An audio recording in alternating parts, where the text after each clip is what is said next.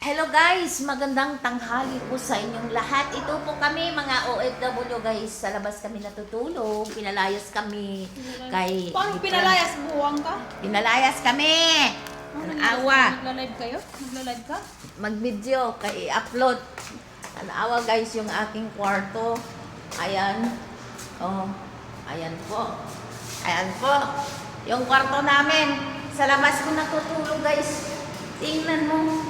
Walang-wala na. Oh, ano? Kaya, tipid-tipirin natin sa ang ating salary. Ilagay sa stock market. Stock market. Halimbawa, kung ang sweldo mo is 30 mil, 20 mil, ihulog mo doon sa bangko, sa stock market.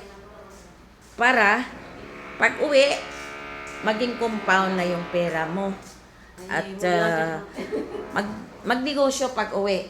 Mamuhunan ka ng 10,000. Magtinda ka ng kamutikyo doon sa palengke para malaman mo ang paano mag-budget, paano paninda doon sa merkado. Magtinda-tinda na tayo guys para ready na sa pag-exit. Ganyan lang ang technique. Kunting disiplina lang po. Hindi po tayo magasto. Yung lifestyle ba nating payaman style ang gasto.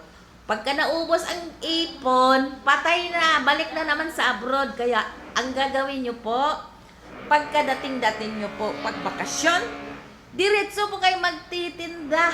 Huwag kayong hihinto.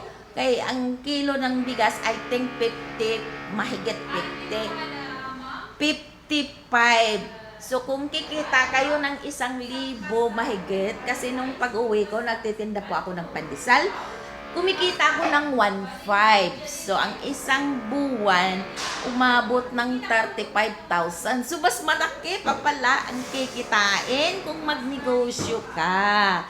Ganyan lang po ang buhay. Mas malaki pa pala kung magnegosyo ka, guys. Tsagaan lang po, bawas-bawasan lang po yung ating pagkagastador. Kaya ganun. Magnegosyo pag uwi. Huwag hihinto. Umaga, magtitinda ng pandesal. Pagkatanghali, magtitinda na naman tayo ng siupaw. Kahit ano na lang, kamutikyo. Palagay natin, kumikita tayo ng kamutikyo 2,000. Yan, malaki po ang kikitain. Kasama na po yung steam siupaw, mga milkshake. Kasi may makina naman ako doon sa milkshake. May makina naman ako sa pang ano ng pandesal. So, ganun ang gagawin natin. Magnegosyo po. Mas malaki po ang kitain at least CEO ka na sa sarili mong negosyo. Hindi na po kayo, anong tawag dito? Katulong, ganyan lang ang technique. Dagdag bawas lang guys. Ganyan ang gagawin natin. Huwag po hihito. Araw-araw po mag-iisip po tayo kung ano yung boom na paninda. Tapos magtitinda ng gulay. Ikot, ganyan lang ang buhay. Hasang-hasa na po tayo bilang OFW. 24/7 kung DH. Pero kami, ako, lang ako, 16 hours. 16 hours. Ito nga, sa baba ako natutulog. Ganyan lang ang buhay, guys. Huwag kayong hihinto. Bawas-bawasan lang po yung lifestyle natin. Yung medyo social. Huwag na po kayong mag-social-social. Huwag na po kayong mag-birthday. Pabayaan mo yung mga kapitbahay dyan na puro chismusa. Ganyan lang. Kunting tipid.